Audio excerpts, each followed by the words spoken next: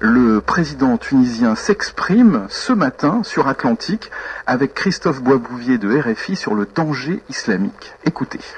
Monsieur le Président, bonjour. Bonjour. Lors de la cérémonie d'ouverture, vous avez dit que l'islamisme ne gagnera pas, que ce serait la démocratie qui l'emporterait. Qu'est-ce qui vous rend si certain de cela ? Écoutez, c'est évident, parce que quand on voit le spectre islamiste, on se rend compte qu'il va de, comme on dit, d'Erdogan aux talibans avec une portion centrale. Et c'est cette portion centrale qui a rejoint le mouvement démocratique. Ce qu'on appelle aujourd'hui le salafisme, c'est la portion qui a refusé de se joindre au mouvement démocratique. En réalité, le grand phénomène des années 70 et des années 80, c'est la scission du mouvement islamiste. Les gens ne se rendent pas compte. La scission du mouvement islamiste en une partie qui a rejoint la démocratie et une partie qui a fait dans le terrorisme. Or, cette partie qui a rejoint la démocratie, c'est eux qui sont venus à nous, c'est pas nous qui sommes allés à eux. Et aujourd'hui, la partie qui refuse la démocratie, elle est totalement isolée au sein du mouvement islamiste et au sein de la population. Vous dites ça, mais il y a tout de même cette vidéo qui n'aurait jamais dû être diffusée d'ailleurs, oui, dans laquelle on voit M.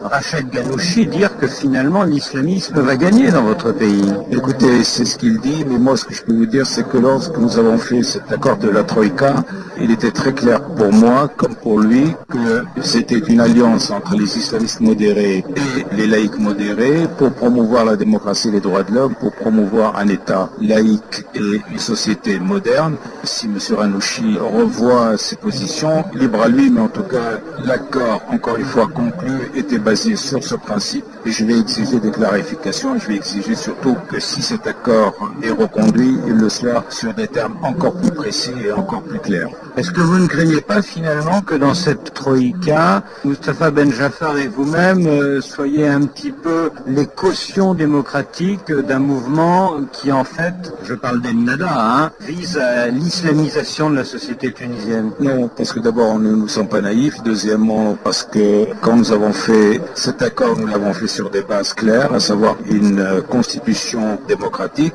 les libertés publiques. Jusqu'à présent, là où je suis, c'est-à-dire au palais de Carthage, j'ai veillé absolument au respect des droits de l'homme, aux libertés. Je me considère d'une certaine façon, de par ma fonction, comme le garant de ces libertés et de ces droits. Pour M.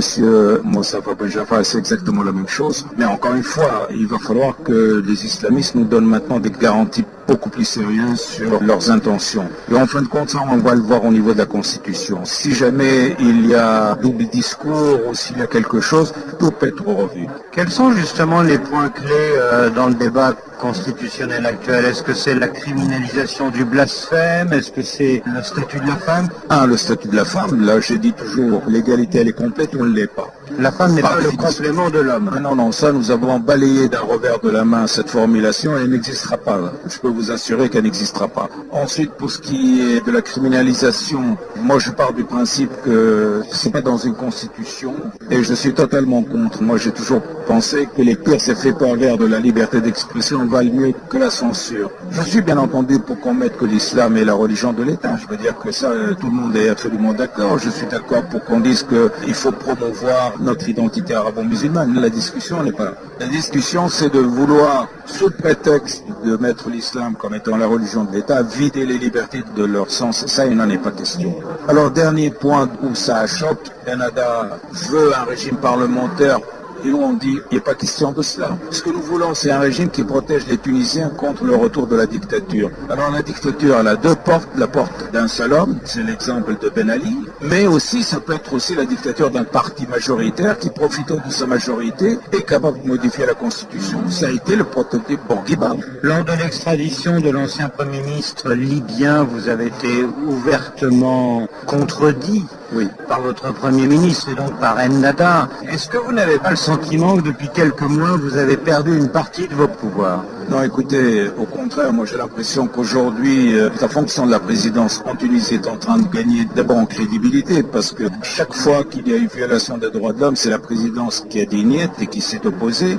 Dans le cas de Bardad et Mahmoud, il y a eu un sévère rappel à l'ordre, et de toute façon, je pense qu'une telle affaire ne risque pas de se reproduire tellement elle a eu des effets graves sur la stabilité du pouvoir, et tellement elle aurait pu avoir des conséquences graves sur le gouvernement lui-même. Vous n'avez pas eu envie de démissionner à ce moment-là? Écoutez, j'ai rédigé ma démission, elle était écrite. Et en fin de compte, c'est parce qu'il y a eu des excuses, c'est parce qu'il y a eu beaucoup de gens qui m'ont calmé, entre guillemets, parce que j'ai quand même vu que ça allait bousculer le pays, ça allait le précipiter dans une grave crise, que j'ai accepté de ne pas démissionner. Mais ma lettre était rédigée dans l'avion, dans le C-130 qui m'avait ramené du Sud. Monsieur le Président, merci.